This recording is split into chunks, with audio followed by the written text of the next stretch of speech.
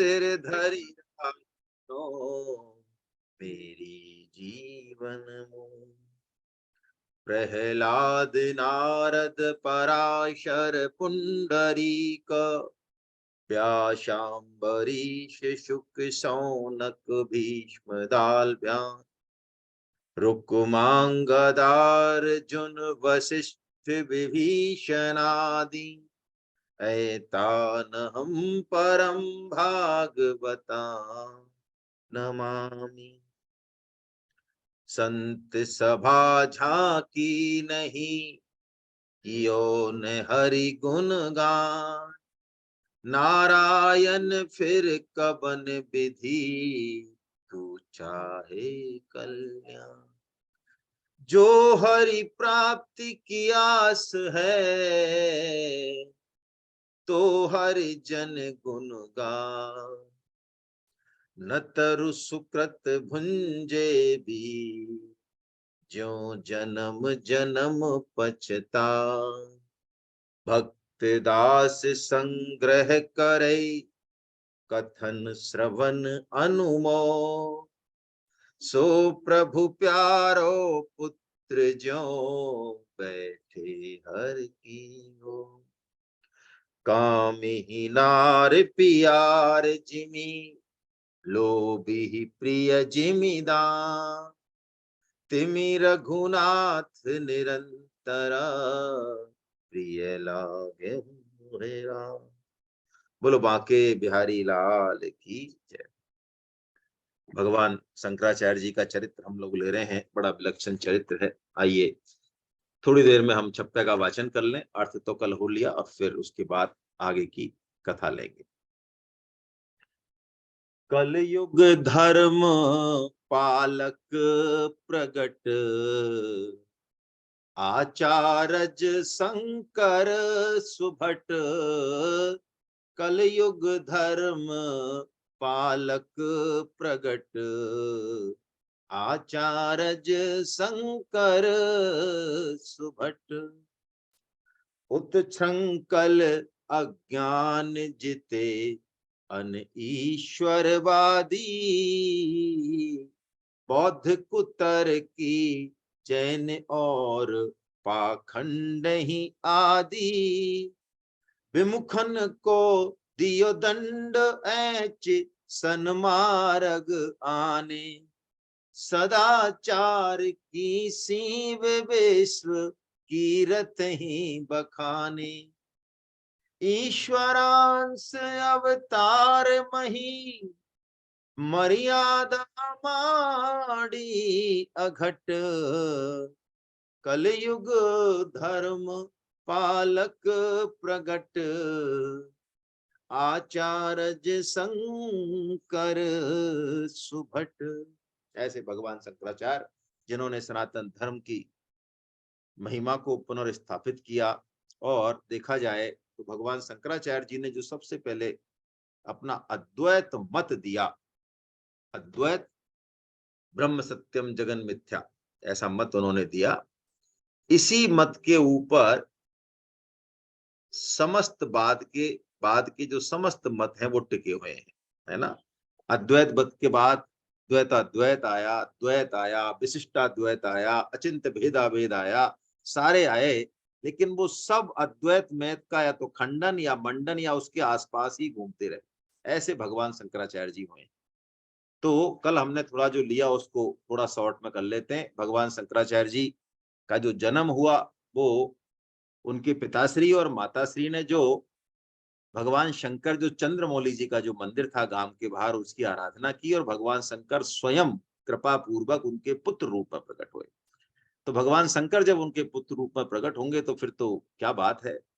तो 1 साल के तो भगवान आचार्य चरण, 1 साल तो मलयालम में जितने भी पुराण और जो पिताश्री जो बोलते थे वो सब 1 साल के उन्होंने वो तुरंत सुना देते थे कंठस्थ करके। और 3 साल के बिल्कुल वो ऐसे हो गए कि बड़े बड़े पंडित, बड़े बड़े गुरु उनसे प्रश्न पूछते और वो उन प्रश्नों का बड़ा सटीक जवाब दे देते। उनके पिताश्री लेके जाते बड़े बड़ी जगह उनको और वहां सब उनको दंडवत प्रणाम करते और उनकी बड़ी महिमा गाते। तो उनके पिताश्री एकदम एकदम इतने मुदित हो जाते कि कैसी भगवान की कृपा है, ये बालक, वो कहते भाई ये अवतारी बालक है, कि सब भगवान की कृपा है, ये मुझे सौभाग्य मिला इसके पिता बनने का, है मेरा तो कुछ नहीं है, लेकिन इसमें जन्म जाते प्रतिभा है। और ऐसी प्रतिभा के धनी, लेकिन पिताश्री को 3 साल के वो हुए, पिताश्री शरीर छोड़ दिया, ज्यादा दिन तक वो उसका सुख नहीं ले पाए। माता ने ऐसी कठिन परिस्थिति में उनको पाला, और जो उस समय की परंपरा थी, 5 साल के जब वो हुए तो उनको गुरु दीक्षा के लिए, है ना, गुरु आश्रम भेजा। और करीब उस समय ब्रह्मचर्य आश्रम 25 साल का होता था, तो ये था कि भाई 15-20 साल में जो है शिक्षा लेके आएंगे। लेकिन भगवान शंकराचार्य 20 साल का कोर्स जो है वो 2 साल में खत्म करके आ गए। यानी 7 साल के तो वो वापस आ गए। क्योंकि उनको, जैसे कि मुझे एक बात याद आ रही है आज, कि परम श्रद्धेय स्वामी जी महाराज जब मात्र 4 साल के हैं, क्योंकि उनकी कथा की मिलती तो है नहीं, पर ऐसे इधर-उधर से सुन लेते हैं जो उनके साथ रहे।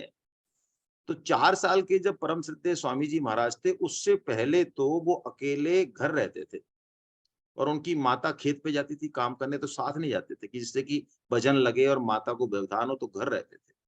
और घर पे भी वो आसन बिछा के बैठते थे स्वामी जी। ये बात पता नहीं आपने सुनी कि नहीं सुनी। तो जब उनसे पूछते, मुझे नाम याद नहीं आ रहा है स्वामी जी महाराज के घर का, देखो क्या नाम था। उनसे पूछते कि भाई तू आसन लगा के कैसे बैठता है, तो वो कहता है कि मैं भगवान में लगाने आया हूँ लोगों को। ऐसा स्वामी जी महाराज बचपन में बोलते थे। हाँ। और बड़ा उनका रुझान जो है आम बच्चों से हट के था स्वामी जी महाराज का। तो 4 साल के जब वो थे, तो पूर्व जो संकल्प था उसके अनुसार उनकी माता ने उनको भेंट दे दिया। गुरुदेव जो आए उनको, राम सनई संप्रदाय के थे, नाथ संप्रदाय के, 2 जगह से उनकी शिक्षा हुई है। तो 4 साल के थे तो स्वामी जी चले गए, है ना? तब से उनका संन्यास आश्रम शुरू हुआ। तो उससे पहले स्वामी जी महाराज बताते हैं कि गांव के बाहर कोई आश्रम था जहाँ नाथ संप्रदाय के, मुझे नाम याद नहीं है, वो गुरुदेव थे बड़े अच्छे, तो माता उनको लेके जाती और बच्चों को भी जाते गांव के। तो पहले कैसा सिस्टम था कि वो गुरुदेव जो संत थे गांव के बाहर, बच्चों को गीता रामायण के श्लोक या चौपाइयां याद कराते थे। और उस समय बेर बहुत अच्छे होते थे, तो बेर तोड़ के रखते थे वो संत, बढ़िया मीठे बेर तोड़ के रखते थे। और कहते थे भाई जो इस श्लोक को याद करके सुना देगा, अभी तुम आयो इस श्लोक में बता देता हूँ, हम जब तक चर्चा करते हैं घंटे 2 घंटे में तुम याद करो, और जो याद करके आएगा उसको ये मीठे मीठे भेड़ देंगे। तो परम श्रद्धेय स्वामी जी महाराज को शायद, जहां तक मुझे ध्यान है, 15.6 ये श्लोक सबसे पहले दिया। तो स्वामी जी महाराज ने कभी कहा होगा, किसी से कहने वाले तो वो नहीं है, लेकिन कह दिया होगा कभी। तो उन्होंने कहा कि जब मैंने इस श्लोक को याद किया बचपन में, तो मुझे ऐसा लगा कि ये श्लोक तो मुझे याद है पहले से।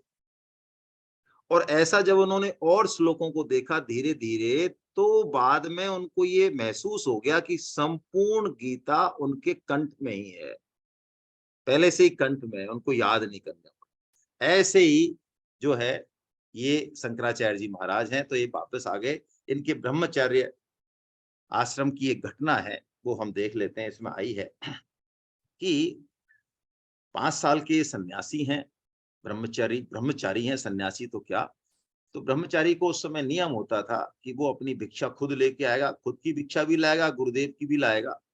और भिक्षा में भी नियम ये होता था, सन्यासियों के से नियम होते थे इनके, कि ऐसा नहीं कि आज जिस घर में अच्छी अच्छी भिक्षा मिल गई उसी में दोबारा पहुंच जाए, नहीं। 5 नए घरों का चुनाव करते थे। और उनमें भी नियम था कि एक घर पे 3 बार से ज्यादा आवाज नहीं लगाएंगे, बस। तो ऐसे ही भगवान शंकराचार्य जी, एक बूढ़ी ब्राह्मणी का घर था, उसके घर पे खड़े हुए और उन्होंने कहा भवती भिक्षाम देहि। कहा, कोई हलचल नहीं हुई। दूसरी बार उन्होंने फिर कहा भवती भिक्षाम देहि, और तेज आवाज से कहा। तो अंदर जो बुढ़िया ब्राह्मणी थी, उस समय का ऐसा नियम, तो बड़ी अत्यंत गरीब थी, घर में कुछ नहीं था, घर एक दाना नहीं। तो उस समय का ये नियम था कि ब्रह्मचारी, बालक ब्रह्मचारी और घर से बिना भिक्षा लिए उसके द्वार से चला जाए तो इसका मतलब मौत से भी ज्यादा बुरी स्थिति है ना? ऐसा समस्त सनातन धर्मियों का विचार था उस समय।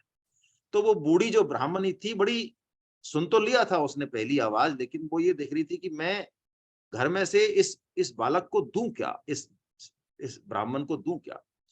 तो उसको ध्यान आया अचानक कि आंगन में एक आंवले का पेड़ है, अब बड़ी बूढ़ी थी, लाठी को टेकते टेकते गई, क्योंकि आंवला होगा भी तो तोड़ने की उसकी क्षमता नहीं है। लेकिन किस्मत से क्या हुआ, संयोग, कि एक आंवला नीचे पड़ा हुआ मिला उसको। उसने वो आंवला उठाया वहां से, आंवला उठाया और उसको हाथ में लेके, और ठक ठक करते हुए जब तक वो बोलने लगे कि भवती भिक्षाम देहि, तीसरी बार बोलने वाले थे भगवान शंकराचार्य, कि उनको आवाज सुनाई दी ठक ठक की।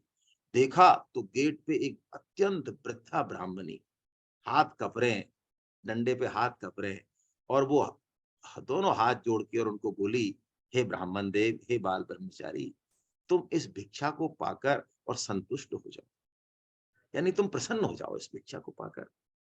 तो देखा, दोनों हाथ खोले तो देखा तो आंवला उनके हाथ पे, हथेली पे आंवला। भगवान शंकराचार्य जी ने देखा, उनका रूप देखा, उनका भाव देखा, आंवले को देखा, तो पहचान गए कि भाई ये वृद्धा ब्राह्मणी अत्यंत अभिशप्त है, दरिद्र है, कुछ है नहीं इसके पास। उनके आंखों में अश्रु आ गए उस वृद्धा को देख के, कि ऐसी अवस्था में भी इसके मन में जो है ये भाव है कि कुछ न कुछ मैं दूं सन्यासी को, उनको। तो उनके उस देख के भगवान शंकराचार्य जी ने भगवती देवी लक्ष्मी का स्मरण किया, और प्रकांड अवतारी बालक हैं, आशु रचित, यानी पहले से कनक धारा स्तोत्र है नहीं इस तरह का, शास्त्रों में कनक धारा स्तोत्र के नाम से भगवान शंकराचार्य जी का ही है। उन्होंने भगवती लक्ष्मी की आराधना की संस्कृत के श्लोकों से अद्भुत तरीके से, आवेश में आके। और भगवती लक्ष्मी है ऐसा निष्काम भक्त, भगवान ऐसे भक्तों के पीछे पीछे घूमते हैं जो कुछ मांगते नहीं। तो भगवती देवी ने देखा कि ओहो, है ना, भगवान शंकराचार्य खुद जो है मेरी स्तुति कर रहे हैं, तो भगवती देवी लक्ष्मी ने सोने के आंवलों की बारिश कर दी, बुढ़िया का घर भर गया। ऐसा जो है उनका भाव। ये जो उन्होंने स्तुति की, उसको आज भी कनक धारा स्तोत्र, आप कुछ किताब भी मिल जाएंगी, और ये नेट पे ढूंढेंगे तो भी मिल जाएगा, कनक धारा स्तोत्र मिलेगा। तो आज भी ऐसा कहते हैं कि जो धन के आकांक्षी हैं वो कनक धारा स्तोत्र की जो है से स्तुति करते हैं, भगवती लक्ष्मी जी की करते हैं। तो ऐसा इनका। तो जब ये वापस आ गए अपनी विद्या अर्जन करके, तो माता के पास रहने लगे, और माता से इन्होंने सन्यास की आज्ञा मांगी, माता ने नहीं दी। फिर मगर ने इनको पकड़ लिया और फिर इन्होंने सन्यास की दीक्षा ली, ये हमने कल देख लिया था। तो सन्यास की दीक्षा के बाद ये गुरु की तलाश में चले, और आप देखिए केरल से होते हुए पूरा जो है सेंट्रल इंडिया सारा पार करते हुए मध्य प्रदेश ओंकारेश्वर में पहुंचे ये। क्योंकि गोविंद पाद जो इनके गुरुदेव हैं, वो गोविंद पाद की ख्याति इन्होंने बहुत जगह सुनी, जगह जगह पूरे भारत में गोविंद पाद की ख्याति सुनी। लेकिन बात ये थी कि गोविंद पाद सर्व सुलभ नहीं थे, जो गुरुदेव थे इनके वो सर्व सुलभ नहीं थे, ऐसे कहीं मिलते नहीं थे। बस ये कि कहीं प्रकट हो गए, बाकी समाधि में ही रहते थे। तो उनको ढूंढते ढूंढते ये ओंकारेश्वर पहुंच गए। ओंकारेश्वर में भी अत्यंत बीहड़ जो है पहाड़ों को पार करके, और एक गुफा में ये पहुंच गए। कोई पुराना संयोग था, उस गुफा के भी द्वार पे कहते हैं वो बंद था, बाहर कुछ सन्यासी तब्बब कर रहे थे। उन्होंने कहा भाई हम ही यहाँ सालों से पड़े हुए हैं, कोई 10-5 साल हो गए, है ना, लेकिन कभी हमने दरवाजा खोल के देखा नहीं, लेकिन है गोविंद पाद इसी में ही जो है करते हैं। तो भगवान शंकराचार्य जी तो क्योंकि उनसे दीक्षित दीक्षित होने के लिए आए थे, सदगुरु की प्रेरणा से ही आए थे ऐसा मान लें, तो वो गुफा का द्वार भी खोला और उनके दर्शन भी किए, उनके चरण स्पर्श करके, और उन्होंने अपनी जो दीक्षा थी सन्यास दीक्षा, वो उनसे गोविंद पाद जी से ली उन्होंने। और गोविंद पाद जी ने इनका कुछ नाम भी रखा है, एक सेकंड, हाँ, गोविंद पाद जी ने इनका नाम रखा भगवत पूज्य पादाचार्य, भगवान शंकराचार्य जी का नाम रखा है ना। तो गुरुदेव ने जो इनको भजन का तरीका बताया, उसके हिसाब से इन्होंने भजन किया, और फिर गुरुदेव ने जब इनको जो कुछ देना था वो दे दिया। उसके बाद उन्होंने आज्ञा की कि आप वेदांत सूत्रों पे भाष्य करो और काशी चले जाओ। तो काशी आ गए गुरुदेव की आज्ञा मान के। और काशी में, चूंकि काशी ऐसा मान लें उस समय भारत में कि जैसे सुप्रीम कोर्ट, उससे ऊपर कोई नहीं। तो काशी में यदि कोई किसी को काशी वाले मान लें कि भाई ये जगत गुरु हैं या ये महाभट्ट हैं, तो फिर पूरे भारत में किसी की हिम्मत नहीं है। कई आप बहुत से प्रकरण आएंगे भक्तमाल में, जब कई लोग दिग्विजय करने निकलते हैं तो कई पंडित कहते हैं भी खा तक भिड़ते फिरोगे, आप ऐसा करो काशी में वो फलाने सिंह है उनको हरा दो तो पूरा। तो ऐसे काशी में इन्होंने जितने भी पंडित थे इनका ज्ञान से बड़े प्रभावित हुए, और पूरे सनातन समाज में इन्होंने जो वेदांत का भाष्य किया, इनके जो व्याख्यान थे, इनकी जो बातें थी वो बड़ी विलक्षण थी। तो उससे उनका बहुत जबरदस्त तरीके से काशी में इनका नाम हो गया। तो इनकी परीक्षा करने एक बार खुद भगवान वेद व्यास जी महाराज एक वृद्ध ब्राह्मण का रूप धारण करके जो है वो काशी आ गए, इनके सामने आ गए, और आपसे वेदांत सूत्र के किसी सूत्र को लेके, वेदांत का प्रथम सूत्र है अथातो ब्रह्म जिज्ञासा है, ये पहला सूत्र है वेदांत का। यानी हमारी अथ इतो, अब तो, यानी करोड़ों हमारे अरबों जन्म हो गए, तो अब तो करोड़ों तरह के सुख हमने भोग लिए लेकिन तब भी तृप्ति नहीं हुई। तो वेदांत का पहला सूत्र ही बड़ा चमत्कारी है, अथातो ब्रह्म जिज्ञासा, अथ इतो, अब तो तू ब्रह्म की जिज्ञासा कर। अरे मनुष्य, तू जिसके लिए पैदा हुआ है, जो तेरा लक्ष्य है, तू अब तो उसके बारे में सोच। यहां से वेदांत शुरू होता है। यानी ये जिज्ञासा, ये उत्कटता, ये अभिलाषा यदि हमारी नहीं है तो फिर हम वेदांत पढ़ने के योग्य भी नहीं है, और हर कोई वेदांत पढ़ भी नहीं सकता, है ना। यहाँ से वो स्टार्टिंग है उसका, 4.34 जो गीता में है भगवान का, वहां से स्टार्टिंग है। तो वेद व्यास जी महाराज आ गए और वेदांत के सूत्रों पे जो है विचार विमर्श करने लगे।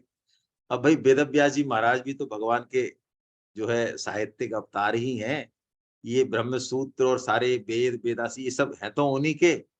तो दोनों में जो है वेदांत सूत्रों को लेके, उनकी व्याख्या को लेके पहले तो विचार विमर्श चला, और विचार विमर्श चलते चलते 7 दिन बीत गए और शास्त्रार्थ होने लग गया।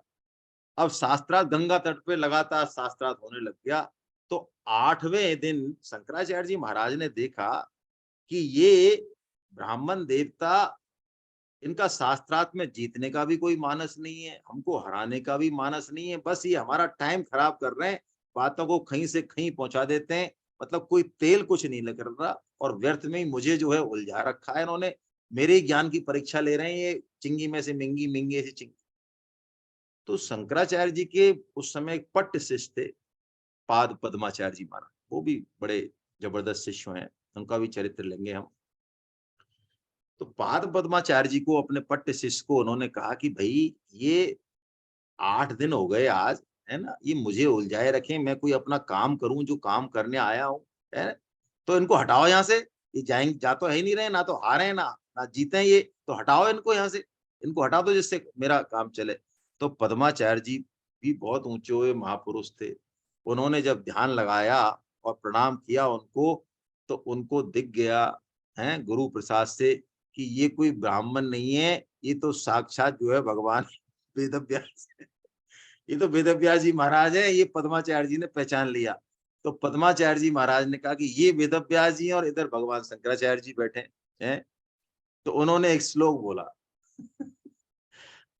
पद्माचार्य जी ने श्लोक बोला कि शंकर साक्षात व्यासो नारायण स्वयं, तयोर्विवादे संप्राप्ते न जाने किम करोम्यहम्। कि भाई इधर तो भगवान शंकर है और इधर साक्षात नारायण है जो व्यास देव जी के अवतार में, और आपस में उलझ रहे हैं, तो इसमें मैं क्या करूं, मेरा क्या लेने देना है, भाई मैं किधर जाऊं। ऐसा उन्होंने जो है श्लोक बोला कि इधर तो साक्षात नारायण है और इधर भगवान शंकर है, तो मैं कहाँ जाऊं। तो ऐसा सुनते ही व्यास जी प्रसन्न हो गए। व्यास जी प्रसन्न हो गए और व्यास जी ने जो है प्रकट होकर दर्शन दिया, अपने साक्षात रूप में प्रकट हो गए। भगवान शंकराचार्य जी ने प्रणाम किया और उन्होंने कहा कि तुमने बहुत अच्छा वेदांत भाष्य लिखा है। बड़ी प्रशंसा करी उनके वेदांत भाष्य की। 8 दिन जिसे जो खंडन मंडन कर रहे थे ना, उनके वेदांत भाष्य की चिंगी में से मिंगी निकाल रहे थे, उन्होंने कहा कि नहीं, बहुत अच्छा आपने जो है बहुत अच्छा भाष्य लिखा है, ऐसा इनका। ऐसे ही काशी में एक चरित्र और है कि भगवान शंकराचार्य जी गंगा स्नान के लिए जा रहे थे, तो सामने से, आपने ये सुना होगा, ये भी चरित्र छोटा सा चरित्र है, सामने से एक स्वपच चांडाल, वो अपने दो चार कुत्तों को लेके एकदम से इनके सामने से जो है निकलने लगा। तो स्वाभाविक ही जो है शंकराचार्य जी ने कहा कि गच्छ गच्छ, अरे हटो भाई हटो, रास्ता दो हमको, हमें जाने दो। तो वो जो स्वपच था, वो चांडाल था, उसने कहा हे आचार्य, हाथ जोड़ के बोला, हे आचार्य, आप किसको दूर हटाना चाह रहे हैं? आप तो भगवान शंकराचार्य जी हैं, अद्वैत के समर्थक हैं, आप किसको दूर हटाना चाह रहे हैं? क्या इस शरीर को दूर हटाना चाह रहे हैं? तो ये शरीर अन्न से बना है, ये कुत्तों का शरीर भी अन्न से बना है, अन्न में कोश। तो जैसा ये अन्न में कोश है, वैसे ही आपका अन्न में कोश है, उसमें तो कोई फर्क है नहीं। और यदि आप अन्न में शरीर को दूर नहीं हटाना चाह रहे हैं, तो इस अन्न में शरीर के भीतर जो चैतन्य है, तो चैतन्य तो एक सत्ता एक ही है, चैतन्य में तो कोई फर्क ही नहीं है। वो तो संपूर्ण जीवों में 84 लाख योनियों के अनंत जीवों में एक ही चैतन्य भास रहा है। आखिर में आप हटाना किसको चाह रहे हैं? दूर किसको कह रहे हैं? जै... जैसे ही स्वपच ने ये कहा, एकदम से भगवान शंकराचार्य जी जो है वो एकदम से चौंक गए, एकदम चौंक गए कि ये बात जो है। तो उन्होंने ध्यान लगाया, तो उन्होंने देखा कि स्वयं भगवान विश्वनाथ हैं, भगवान शंकर ही स्वपच का रूप धारण करके और उनको शिक्षा देने, आशीर्वाद देने उनके सामने खड़े हैं। तो उन्होंने साष्टांग दंडवत किया, उनको प्रणाम किया और 5 श्लोकों से उनकी स्तुति की है। मनीषा पंचकम बोलते हैं इसको, बहुत प्यारे श्लोक हैं, 5 श्लोक। उसमें यही बताया कि अद्वैतवाद का ही समर्थन जो है शंकराचार्य जी महाराज ने किया कि वास्तव में ये मनोबुद्धि निर्वाण अष्टकम और मनीषा पंचकम, निर्वाण अष्टकम तो आपने सुना ही होगा, उसकी भी रचना भगवान शंकराचार्य जी ने की है। मनीषा पंचकम भी लगभग वैसा ही। निर्वाण अष्टकम ले लेते हैं, चलिए, मनीषा पंचकम थोड़ा टफ है ना। मनोबुद्धि अहंकार चित्तानि नाहम् न च श्रोत्र जेभ्ये न च घ्राण नेत्रे न च व्योम भूमि न तेजो न वायु चिदानंद रूप शिवोऽहं शिवोऽहं चिदानंद रूप शिवोऽहं शिवोऽहं न च प्राण संघो न वै पंचवायु न वा सप्त धातु न वा पंचकोशा न वाक्पाणिपादौ न चोपस्थपायु चिदानंद रूप शिवोऽहं शिवोऽहं चिदानंद रूप शिवोऽहं शिवोऽहं। देखिए, निर्वाण अष्टकम है क्या? परम श्रद्धेय स्वामी जी महाराज कहते हैं ना कि विधेयात्मक तरीके से निषेधात्मक तरीका ज्यादा आसान है। क्या मतलब? भगवान के स्वरूप का वर्णन करने के लिए वेद जिनसे ऊंचा कोई प्रमाण नहीं, उन्होंने भी निषेधात्मक तरीका ही अपनाया। यानी नेति नेति, नेति ने इति इति नहीं, नेति नेति। क्यों? क्यों ऐसा कहा? क्योंकि वो जो तत्व है, वो जो परमात्मा है, वो जो आत्मा है, वो किसी भी तरह से शब्दों में नहीं बंध सकता। वो किसी भी तरह से मन, बुद्धि और इंद्रियों का विषय नहीं। तो इसलिए शास्त्र क्या करते हैं, वेद क्या करते हैं, निर्वाण अष्टकम भी क्या करता है कि अभी हमने अपने आप को जो मान रखा है, हमने मन मान रखा है, बुद्धि मान रखा है, प्राण मान रखा है, इंद्रियां मान रखा है, शरीर मान रखा है, क्या मान रखा है? जो मान रखा है उन सब का निषेध करते हैं। निर्वाण अष्टकम में भी निषेध तो नहीं कहिए, सबका निषेध कर दो, मैं ये नहीं, मैं ये नहीं, मैं ये नहीं, मैं ये नहीं, मैं ये नहीं, मैं ये नहीं।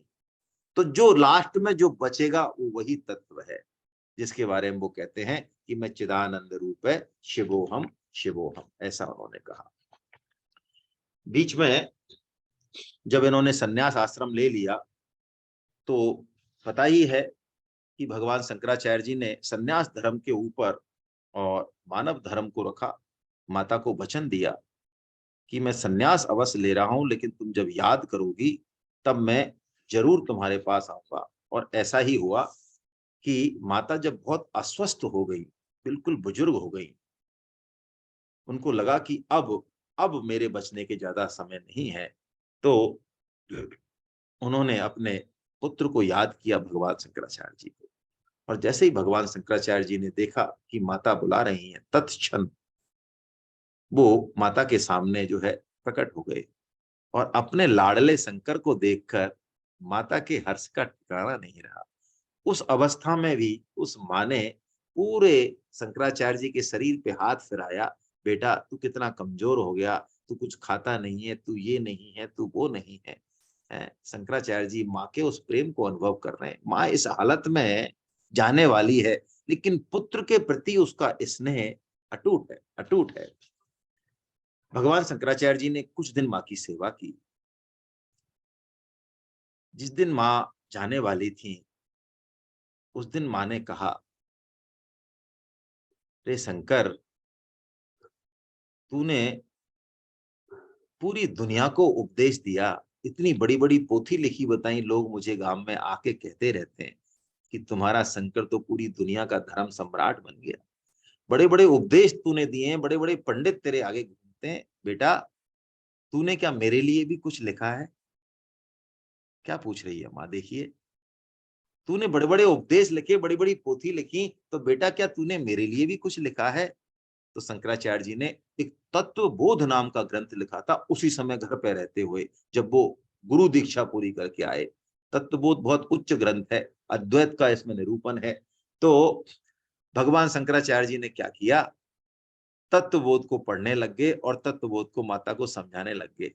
तो शंकराचार्य माता ने कहा, भोली वाली माता ने कहा, अरे अरे बेटा, मैं तेरे इन बातों को मैं क्या जानूं, है ये तू क्या क्या बोल रहा है, अद्वैत द्वैत ये क्या बोल रहा है, इनमें मेरी कोई, तू तो बेटा कोई भगवान श्री कृष्ण की कोई कथा हो, कोई रूप हो, तो जो है तो तू मुझे सुना। तो कहते हैं माँ की इच्छा को पूर्ण करने के लिए भगवान शंकर ने श्री कृष्णाष्टकम की रचना की है। और कृष्णाष्टकम का जो मूल है, हम हिंदी में ले लेते हैं कि उसके एक दो बात है, बिना यश ध्यानम भजतिम पशुताम सूकर मुखाम, की जिसके ध्यान के बिना जीव सूकर आदि पशु योनियों को प्राप्त होता है, जिसको जाने बिना प्राणी जन्म मरण के महान भयों को प्राप्त होता है, और जिसके स्मरण के बिना जीव कुत्सित अधम कूट कीट योनियों में जन्म लेता है, वे परम समर्थ शरण दाता लोकेश्वर भगवान श्री कृष्ण अपने मनोहर रूप में मुझे दर्शन दे। ऐसे भगवान श्री कृष्ण के मनोहर रूप का शंकराचार्य जी ने 8 छंदों में वर्णन करके और माँ को सुनाया। यानी माँ ने जब अपने प्राण छोड़े हैं तो भगवान श्री कृष्ण के मनोहर रूप की झांकी मानो उनके सामने थी। देखिए, इससे बड़ी कोई सेवा नहीं हो सकती। परम श्रद्धेय सेठ जी महाराज ने इसको परम सेवा कहा। यानी जितने भी संसार में हम सेवा कर सकते हैं वो बहुत जरूरी है, लौकिक सेवा परोपकार बहुत जरूरी है, लेकिन परम श्रद्धेय सेठ जी महाराज ने इसको परम सेवा कहा। क्या है परम सेवा? कि कोई मरणासन्न व्यक्ति यदि है तो डॉक्टरों ने जवाब दे दिया, ऐसा लग रहा है कि अब ज्यादा दिन नहीं जिएगा, 10 दिन, 5 दिन, 2 दिन, 1 दिन, तो उसके बैठ के, उसके पास बैठ के घर वालों के सहयोग से, घर वालों की सम्मति से, और भगवान नाम कीर्तन करना, है ना, भगवान का यश सुनाना, गीता रामायण पढ़ना पढ़ाना उसको, यानी उसको कैसे भी करके भगवान की स्मृति करा देना, इसको सेठ जी ने परम सेवा कहा।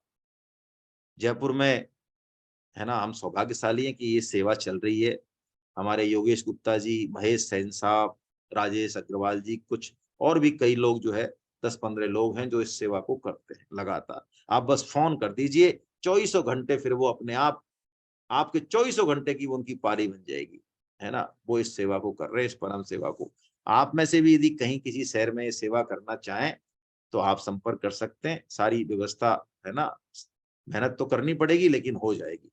तो शंकराचार्य जी ने अपनी माता का सारे संस्कार किए। सन्यासी का घर लौटकर आना निषिद्ध है, लेकिन भगवान शंकर ने अपनी माता को दिए हुए वचन का जो है पूरी तरह से पालन किया और सारा उन्होंने क्रियाक्रम किया। और शंकराचार्य जी भगवान ने लिखा है कि वैसे तो सन्यासी का शरीर से कोई संबंध नहीं रहता, इसलिए शरीर के साथ जितने भी संबंध है उनसे भी कोई संबंध नहीं रहता। उसका देव ऋण, पितृ ऋण, ऋषि ऋण सब उतर जाता है, वो सारे ऋणों से मुक्त हो जाता है, वो अच्युत गोत्री हो जाता है। ये सन्यासी का धर्म है। लेकिन फिर भी भगवान शंकराचार्य जी ने ये वर्डिक्ट दिया है कि सन्यासी भी यदि अपनी जननी को सामने देखे तो वो उठ के और उसको साष्टांग दंडवत करे, इससे सन्यास धर्म में कोई विक्षेप नहीं आता, ऐसा उन्होंने जो है बताया। एक बार इसमें एक चरित्र हम और ले लेते हैं कि भगवान शंकराचार्य जी जब धर्म प्रचार के लिए निकले तो बहुत जगह उनको शास्त्रार्थ करने पड़े, है ना। मेन जो मुख्य मुख्य शास्त्रार्थ हैं, एक तो हमने कल लिया ही उनका, मंडन मिश्र जी से और उनकी पत्नी भारती जी से, है ना, वो तो हमने ले लिया। प्रभाकर आचार्य प्रतिष्ठानपुर में, तक्षशिला में बौद्धों का जो मेन मुख्य मठाधीश थे उनसे, और शिव के समर्थक जो थे शाक्तवादी कामरूप में, ये कामरूप जगह है। तो ऐसे इनके 5-7 जो शास्त्रार्थ हैं वो विश्व प्रसिद्ध हैं। एक बार क्या हुआ कि एक कापालिक यानी तंत्र विद्या जानने वाला उग्र भैरव नाम का एक कापालिक, ये शंकराचार्य जी को जान से मारने का षड्यंत्र करने लगा। तो उसने बहुत सारे अपने जो है तंत्र मंत्र और मारण विद्याएं चलाई, लेकिन शंकराचार्य जी पे कोई फर्क नहीं पड़ा। तो जब उसको समझ में आ गया कि मेरे पास इनका नुकसान करने का कुछ नहीं है, तो उसने क्या किया, उनके आगे शरणागत हो गया कुटिल भाव से, और उनके चरण पड़ के और कह दिया कि महाराज मुझे आप अपनी सेवा में रख लें। तो भगवान शंकराचार्य जी सरल हृदय थे, पिघल गए और वो उनकी खूब सेवा करने लगा, और इतनी सेवा करने लगा और पढ़ने लगा, वेदांत उनके सिद्धांत को मानने लगा। तो एक दिन क्या हुआ कि भगवान शंकर बड़े प्रसन्न मुद्रा में थे, तो उसने क्या किया, और कोई नहीं था उस समय आश्रम में, तो उसने मौका देखा, काल भैरव ने, उग्र भैरव ने जो कापालिक था, उसने शंकर उनसे भगवान शंकर से कहा बड़ी विनम्रता पूर्वक हाथ जोड़कर कि महाराज आप तो परम तत्वज्ञ हैं, भाई आप तो आत्म स्वरूप में स्थित हो गए, आपकी देह गेह में तो कोई ममता है ही नहीं, यानी शरीर से तो कोई आपका लेना देना है नहीं। आप हालांकि अद्वैत को मानते हैं, लेकिन मुझे अद्वैत समझ नहीं आता।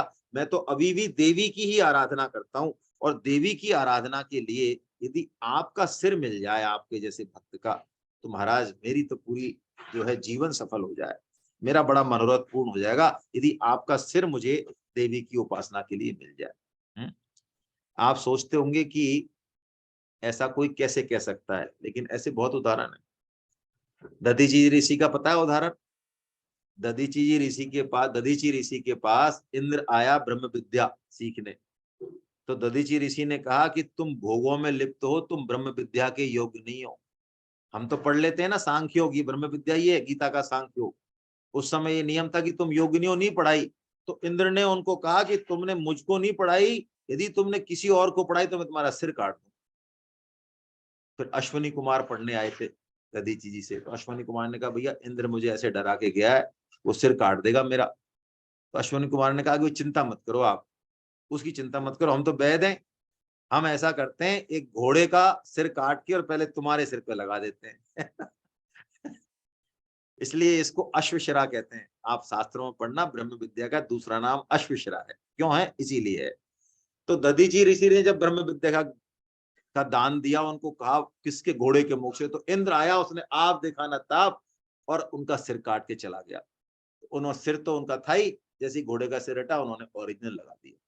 वो इंद्र जो दधीची जी का सिर काट चुका है, जब वृत्तासुर दैत्य उससे मरा नहीं, और जब उसको पता चला कि दधीची की हड्डियों से वज्र बनेगा, उससे मरेगा, वही इंद्र दधीची के पास पहुंच गया और यही शब्द बोले जो अभी इसने बोले, मुझे इसलिए ध्यान आ गया ये प्रकरण। उन्होंने कहा, महाराज आप तो कोई मान अपमान निंदा स्तुति से परे हैं, आप तो गुणातीत हैं, आपके शरीर तो जो है लोक कल्याण के लिए ही है, तो मेरे को आप ये दे दो। सिर काट के गया है, वही उनके आगे चर जो है पड़ा है। तो भगवान शंकराचार्य जी भी परम उदार हैं। उन्होंने कहा कि देखो ठीक बात है, इस समय मेरा कोई शिष्य नहीं है यहाँ, है ना, नहीं तो ये काम नहीं होने देता। तो कोई नहीं, अब तुम्हारी ऐसी इच्छा है और तुमने मेरी इतनी सेवा की है, तो मैं जो है समाधि में स्थित हो जाता हूँ, और तुम समाधि में स्थित होने के बाद जो है मेरा सिर काट लेना। लेकिन क्या हुआ, इनके जो पट्ट शिष्य थे, कौन, श्री पद्माचार्य जी, अभी जिनकी चर्चा हुई, उनके इष्ट भगवान शंकर नहीं है, उनके इष्ट भगवान नरसिंह देव है। तो जैसे ही भगवान शंकर ने ये वचन बोले, शंकराचार्य जी महाराज ने पद्माचार्य जी को, उनके इष्ट नरसिंह देव जी ने एकदम से, उनको ध्यान मुद्रा में थे, तो उनको बता दिया कि तुरंत वहां पहुंचो। तो जैसे ही वो समाधि में जाने लगे और वो कुछ करता, इससे पहले ही पद्माचार्य जी जो है वो आ गए और उन्होंने कपाले के हाथ से तलवार छीन के और उसी को जो है मार डाला। ऐसे करके भगवान शंकराचार्य जी जो है बचे। भगवान शंकराचार्य जी ने सनातन धर्म की रक्षा के लिए 4 मठ स्थापित किए। ये एक ऐसा विलक्षण काम है जिस पर आज भी संपूर्ण सनातन धर्म उनका ऋणी। आज भी बड़े बड़े महंत, बड़े बड़े विद्वत ब्राह्मण सब इस उनके इस चीज को आज भी बड़ी विलक्षणता से देखते हैं कि भाई इस तरह से, किस तरह से उन्होंने ये 4 कोनों पे जो 4 मठ, जगन्नाथपुरी में गोवर्धन मठ, दक्षिण में श्रृंगेरी मठ, द्वारका में शारदा मठ और उत्तर में ज्योतिर्मठ, और उनके 4 प्रमुख शिष्य थे, पद्माचार्य जी, सुरेश्वराचार्य जी। सुरेश्वराचार्य जी कौन है, मंडन मिश्र। वो जो मंडन मिश्र थे, भारती जिनकी पत्नी थी, वो हार गए, तो उनका नाम उन्होंने सुरेश्वराचार्य जी रखा। और हस्तामलक जी और तोटकाचार्य जी, ये इनके पहले पीठाधीश हुए हैं, जिनको कि शंकराचार्य के नाम से ही जाना जाता है। और आज भी ये परंपरा जो है चल रही है। आज भी ये चारों शंकराचार्य जी हैं। और शंकराचार्य जी भगवान ने इसके अलावा एक काम और किया जो आज तक चला आ रहा है, जिसे कोई श्री नहीं किया। उन्होंने सन्यासियों की बाकायदा पूरा पूरा कोड ऑफ कंडक्ट, पूरी, है ना, बिजनेस रूल बना दिए। पूरे सारे सन्यासी के सारे तो 10 तो संप्रदाय, 10 नामी संप्रदाय के नाम से आज भी प्रसिद्ध है। आज जितने भी सन्यासी हैं ना आज भी भारत में, वो सब इन 10 संप्रदायों के नाम से ही हैं। भगवान शंकराचार्य जी ने हर संप्रदाय के क्या क्या नियम होंगे, किस किस तरह से सन्यास की वैराग्य, और उसके आधार पे इनका भारती, गिरी, पुरी, सरस्वती, वन, तीर्थ ऐसे नाम रखे, है ना, कितना। तो 10 संप्रदाय की उन्होंने जो है रचना की। और बद्री नारायण जी की जो विग्रह है, ये बद्री नारायण जी का विग्रह था, इसको ये वहां से हटा दिया गया था और इसको तिब्बत ले गए थे, है ना। तो उत्तराखंड में जब ये पहुंचे और वहां के लोगों ने कहा कि साहब बद्रीनारायण भगवान का विग्रह ही हटा दिया गया है और यहाँ से जो है लोग उठा के ले गए कुछ बौद्ध, तो अपने अलौकिक प्रभाव से उन्होंने जो लोग उठा के ले गए वो बौद्ध वगैरह, उन सबको भगवान ने शास्त्रार्थ में हराया, है ना, दर्शित भी किया। ऐसा नहीं है, बलिष्ठ होते थे पहले सन्यासी, सिर्फ वाक युद्ध ही नहीं था, शस्त्र और शास्त्र दोनों था। तो उसको करके और पुनः उस मूर्ति का विग्रह करके बद्रिका आश्रम में स्थापित किया। जैसा कि कल बताया भी था अनामी माथुर मैडम ने कि आज भी बद्रिका आश्रम में नंबदूरी पाद जो शंकराचार्य जी भगवान जिस वंश के हैं, वही पुजारी जो है पूजा करते हैं, है ना। अब भगवान शंकराचार्य जी का प्रभाव इतना बढ़ने लगा, एक बड़ी जोरदार घटना है, इतना बढ़ने लगा कि उस समय के कई ऐसे मतावलंबी जो कि इनके मत से सिद्धांततः सहमत नहीं थे, लेकिन इनके साथ रहने से खूब सम्मान मिलता और कई तरह की चीजें मिलती, इसलिए बहुत सारी भीड़, बहुत सारे जो है अनुयायी इनके पीछे पीछे हो गए। तो भगवान शंकराचार्य ने क्या किया, शंकराचार्य जी ने, कि एक बार ऐसे मतावलंबियों को अलग करने के लिए एक कौतुक रचा। क्या कौतुक रचा, उन्होंने अपनी दिग्विजय की यात्रा में कहा कि जितने भी हमारे शिष्य हैं वो साथ चलो, है ना। तो ऐसा उनको सबको, कोई 10,000 से अधिक भीड़ थी, उनको साथ लेके और भगवान शंकराचार्य गांव से गांव जाने लगे। तो क्या हुआ, एक गांव में जब वो रुके तो उस गांव में बाहर सुरा की यानी शराब की दुकान थी। तो भगवान शंकराचार्य जी ने सभी शिष्यों के सामने, जो उनके शिष्य थे 10,000 से ऊपर शिष्य थे, कुछ फर्जी थे कुछ सही थे, उन सबके सामने उन्होंने, गर्मी के दिन थे, प्यास लगी हुई थी, तो बजाय पानी पीने के, सबका गला सूख रहा था, पानी पीने के उन्होंने सब शिष्यों के सामने उस शराब की दुकान से एक गिलास जो है सुरा ली और उसको पी गए और फिर उन शिष्यों की तरफ देखा और आगे बढ़ गए। तो जो इनके सही शिष्य थे, जो इनकी मानने वाले थे, है ना, उन्होंने तो ये सोचा कि भाई प्रभु समर्थ कौशलपुर राजा है, उन्हें जो कुछ करें उन्हें सब छाजा, कि भगवान तो भाई कुछ भी कर सकते हैं, उनको कोई दोष नहीं है, है रवि पावक सुरसरी की नाई, समरथ कह नहीं दोष गुसाई। हमको तो वही करना है जो हमारे गुरुदेव ने हमें कहा है, अनुसरण नहीं करना, हमको अनुकरण नहीं करना उनका, हमको तो जो उन्होंने कहा है उसका पालन करना है। इसलिए वो प्रणाम करके और आगे बढ़ गए।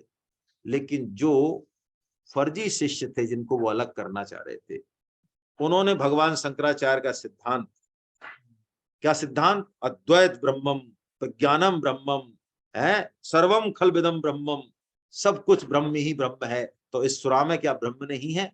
अरे जब गुरुदेव ने ही पी लिया तो बताओ फिर हम क्यों नहीं पिए? जब गुरुदेव ने पी लिया, वो तो पीने लायक चीज ही होगी, इसमें तो कोई दिक्कत ही नहीं है। तो गुरुदेव ने तो पिया एक एक गिलास, और इन्होंने जो है 4-4 गिलास पिए और आराम से पी के और चल दिए पीछे, चल दिए पीछे। अगला गांव आया है, ये तो ऐसे हैं कि गुरु हमारे करी हैं जोई, बिना विचारे करी हैं सोई, है ऐसे हैं ये तो शंकराचार्य जी जब आगे बढ़े, अगला गांव आया, तो वहां पे एक कांच की भट्टी, जिसमें कांच इस्पात मतलब खौल रहा था, उसमें कोई लोहा डाल दो तो वो लोहा भस्म हो जाए, ऐसा लाल चट जिसमें से निकल रही थी वो मिट्टी की उसमें कढ़ाई में।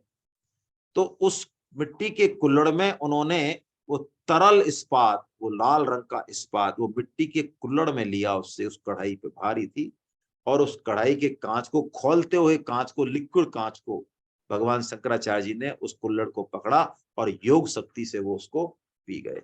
और पी के फिर उन्होंने पीछे की तरफ देखा, उन शिष्यों की तरफ देखा और फिर आगे बढ़ गए। अब जो शिष्य उनकी और जो शिष्य उनके ओरिजिनल शिष्य थे, उन्होंने तो जो है प्रणाम किया गुरुदेव को, है ना, और जो है वो तो चल दिए गुरुदेव के पीछे पीछे, क्योंकि उन्होंने तो शराब भी नहीं पी थी, तो इसलिए अब इसको भी पीने का उन पे तो कोई कोई बात ही नहीं है। लेकिन जो शराब के 3-3 4-4 गिलास खींच के आए हैं, अब वो भगवान शंकराचार्य जी के पीछे भी जाएं तो किस मुंह से जाएं, हैं, क्योंकि उनका जो ब्रह्म ज्ञान था, वो ब्रह्म ज्ञान नहीं था, वो तो ब्रह्म ज्ञान था, जैसे स्वामी जी कहते हैं। तो वो फिर अलग हट गए, ये ही वाम मार्गी कहलाए। ये वाम मार्गी कौन है? कल हमारी बात हुई थी, पंचमकार इनके प्राण है ना, पंचमकार, मध्यम मासम च मीनम च और मुद्रा मैथुनम एव च, ये पंचमकार है, ये ऊट पटांग हरकतें करके और ऐसा मानते हैं कि हम भगवान को प्राप्त कर लेंगे। तो भगवान ने इनको इस तरह से जो है वो अलग कर दिया।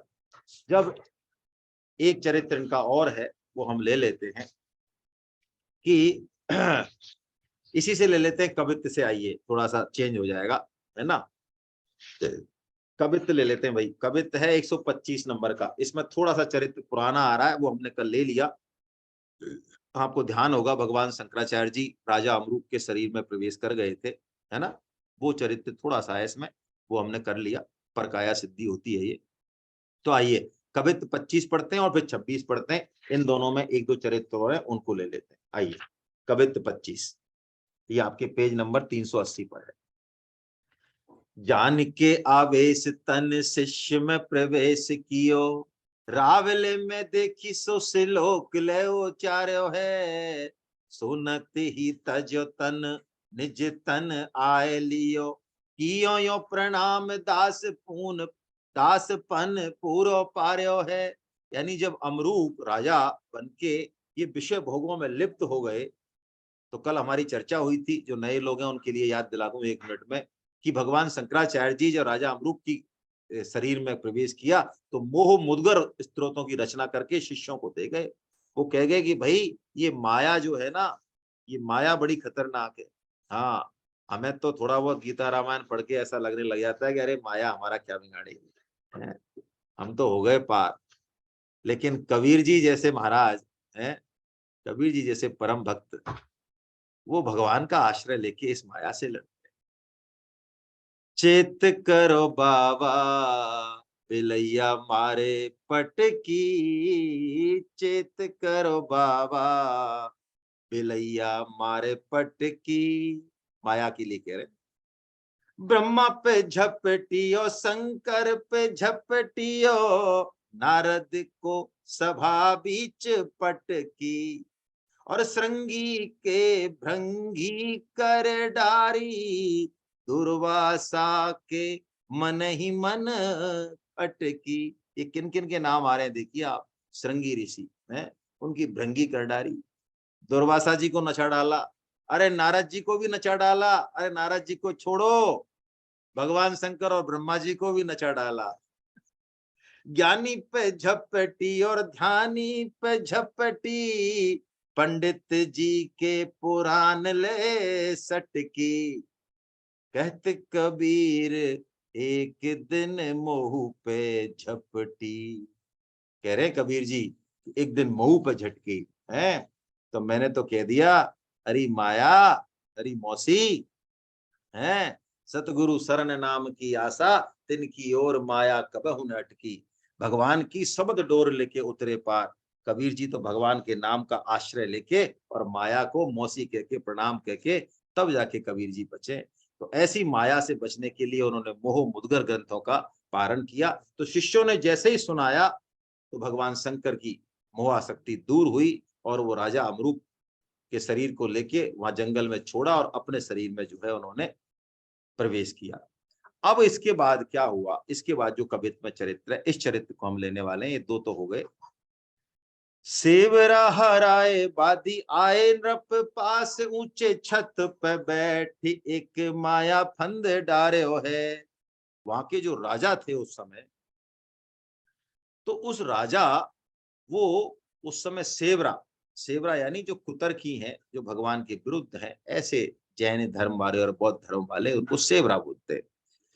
तो सेवराओं ने जब भगवान शंकराचार्य उस राजा के पास पहुंचे तो उन सेवराओं ने ये सोच के कि कहीं इस राजा को भगवान शंकराचार्य बस में नहीं कर लें, ये इनके शिष्य नहीं बन जाए, तो वो सेवरा उस राजा के पास पहुंचे कि महाराज ये भगवान, ये शंकराचार्य जो है ना, ये बेकार है, इनके चक्कर में मत पड़ जाना, और इनको तो हम ऐसा कर देंगे और वैसा कर देंगे। तो आपस में उनमें शास्त्रार्थ हुआ, लेकिन शास्त्रार्थ में वो जीत नहीं पाए। तो सेवराओं ने क्या किया, एक माया रची। क्या रची कि वो राजा को लेके, और महल की बहुत ऊंची छत थी, शंकराचार्य जी को लेके और राजा को लेके वो सेवरा छत पे चढ़ गए। छत पे चढ़ने के बाद उन्होंने क्या किया, माया से ऐसा लगने लगा कि प्रलय आ गई है और जल बढ़ रहा है चारों तरफ, और वो जल बढ़ते बढ़ते महल के 1 मंजिल 2 मंजिले से होके और 4-5 मंजिल का जो महल था उसकी छत तक पानी आने लग गया। जल चढ़ी आयो नाव भावल दिखायो कहे, चढ़ो नहीं बूढ़ो आप कौत कुसो धारिये। उन्होंने कहा कि महाराज, शंकराचार्य जी से कहा ये जल आ रहा है और एक नाव आ गई उस समय माया की, आप तुरंत जो है नाव पे चढ़ जाइए, नहीं तो ये अब प्राण बचने वाले नहीं। तो शंकराचार्य जी महाराज तो पहचान गए कि ये जल जैसे स्वप्न, स्वप्न का सच कितना सच होता है, ऐसे ये जल स्वप्न के सच के समान मिथ्या है। तो राजा डर के मारे चढ़ने लगा तो शंकराचार्य जी ने हाथ पकड़ लिया उनका। शंकराचार्य जी ने कहा, राजन आप बिल्कुल चिंता मत कीजिए कि अरे जल आ रहा है, ये थोड़ी देर में गर्दन तक आ जाएगा, हम डूब जाएंगे। कि नहीं नहीं, बिल्कुल बात आपकी सही है, लेकिन पहले ये जो आपके कुल गुरु हैं या आपके गुरुदेव है ना, अब तक इन्हीं की तो आपने जो है, पहले इनकी भी तो रक्षा करने दो। उन्होंने कहा हाँ हाँ ये ठीक है भाई, हमारे इनको गुरुओं को चढ़ाते हैं। तो वे कहे कि नहीं नहीं पहले आप चढ़ो। तो उन्होंने कहा अरे पहले आप चढ़ो भाई, है ना, हम पीछे से चढ़ते हैं। तो जबरदस्ती राजा से धमकी दिला के उन्होंने उन सेवराओं को पहले नाव पे चढ़ाया। आचरज कहियो चढ़ाओ, इन सेवरा ने राजा ने चढ़ाए, गिरे टूक उड़ गए हैं। अब वहां कोई ना तो नाव थी ना कोई पानी था, तो जैसे ही सेवरा चढ़े, और सेवरा चढ़े तो चढ़ते ही क्या हुआ, वो सीधे जमीन पे गिरे 5-6 मंजिल से और सारे खत्म हो गए। तो जब और उनके खत्म होती वो माया लुप्त हो गई, वो माया का स्वप्न की तरह वो दृश्य हट गया। तो उस राजा ने देखा, अरे इन्होंने तो मेरी जो है प्राण रक्षा कर दी, इन शंकराचार्य जी ने। तो वो उनका शिष्य बन गया, माया जाल नाश हो गया, उनके चरणों में गिर गया है। तो राजा से फिर उन्होंने सनातन धर्म का बड़ा अच्छा प्रचार कराया। तब तो प्रसन्न नृप पाव पर्यो, भाव भर्यो कहो जोई कर्यो, धर्म भागवत लिए हैं। उन धर्म को छोड़ के भागवत धर्म को मान लिया। भक्ति ही प्रचार पाछे, मायावाद डार दीनो, कीनो प्रभु कहियो कित विमुख हो भय हैं। ऐसे सो गंभीर संत धीर वह रीति जाने, प्रीति ही में साने हरि रूप गुण गए हैं।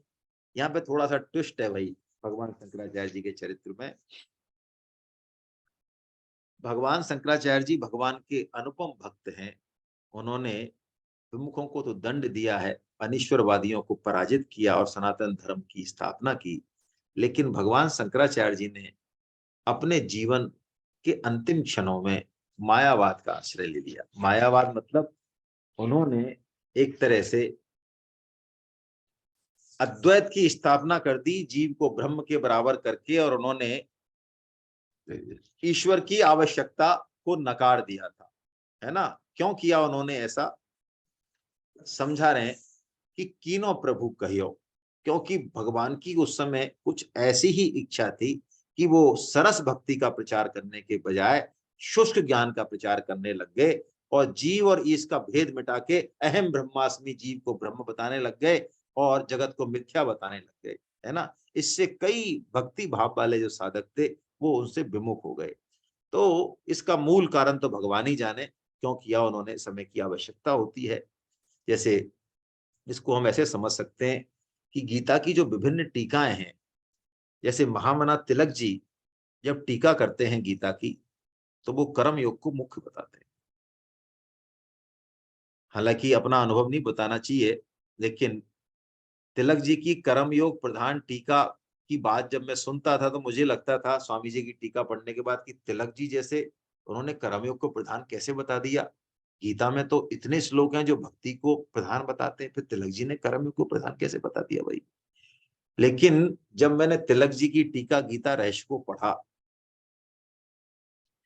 आप भी पढ़ेंगे, उन्होंने शुरू के 300-400 पन्नों में तो संपूर्ण वेदों शास्त्रों और पुराणों का रस निचोड़ा है।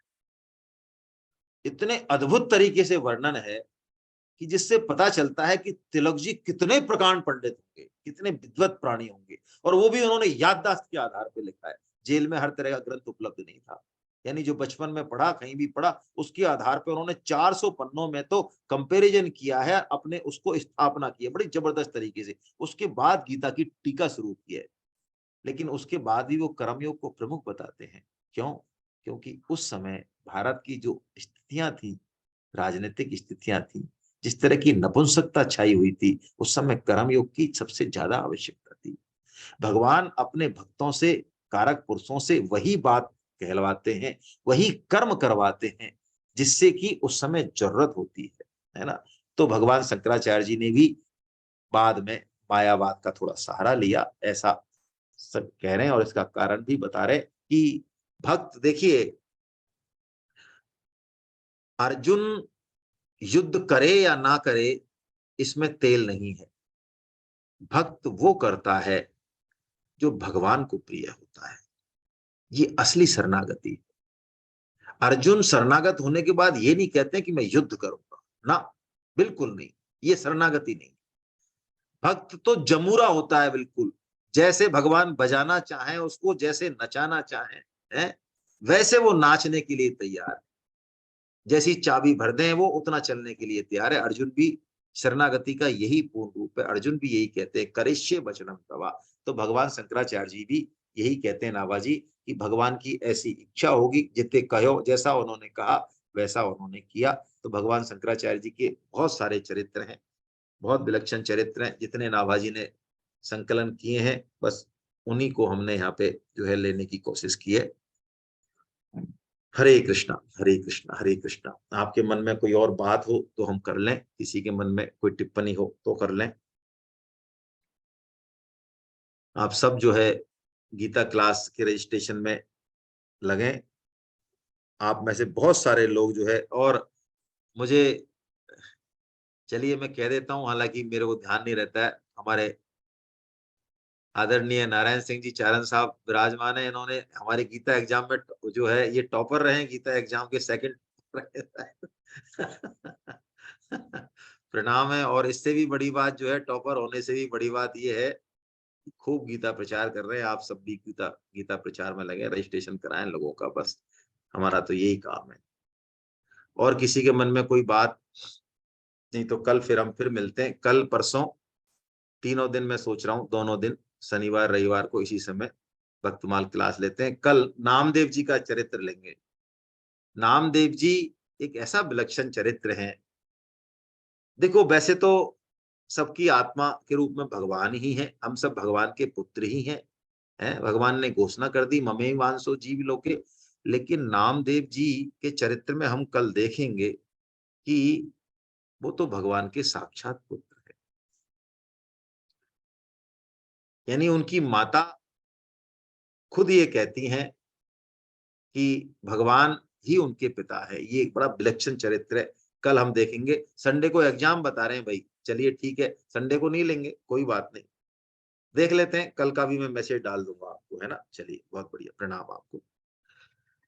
गोविंद जय जय गोपाल जय जय।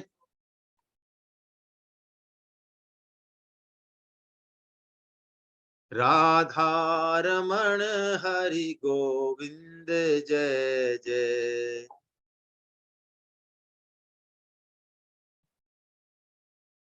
गोविंद जय जय गोपाल जय जय।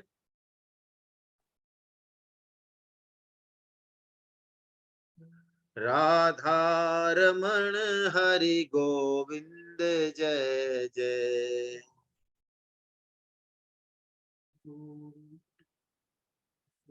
राधा रमण हरि गोविंद जय जय।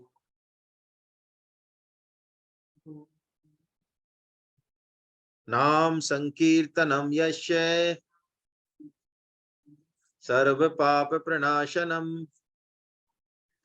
प्रणामो दुःख शमनस्तम नमामि हरिं परम। बोलो वृंदावन बिहारी लाल की जय। बोलो बांके बिहारी लाल की जय। बोलो राधा गोविंद देव सरकार की जय। अर्जुन के सखा भगवान श्री कृष्ण की, मीरा के गिरधर नागर की, सूर के घनश्याम की, वृषभानु सुता राधा रानी की, मर्यादा पुरुषोत्तम भगवान श्री राम की, जानकी माता की, गौ माता की, धरती माता की, साधक संजीवनी की, श्रीमद् भागवत महापुराण की, श्री श्री भक्तमाल की, सब संतों की, सब भक्तों की, अनंत कोटि वैष्णव वृंद की, आज के आनंद की जय। आप सभी भक्तजनों को प्रणाम। जय जगन्नाथ जय जगन्नाथ। चलिए मैं बता दूंगा कल मिलना है कि नहीं मिलना है ना। सभी कुछ लोग कह रहे हैं भाई एग्जाम है, चलिए देखते हैं। हरे कृष्णा, जय जगन्नाथ जय जगन्नाथ जय जगन्नाथ।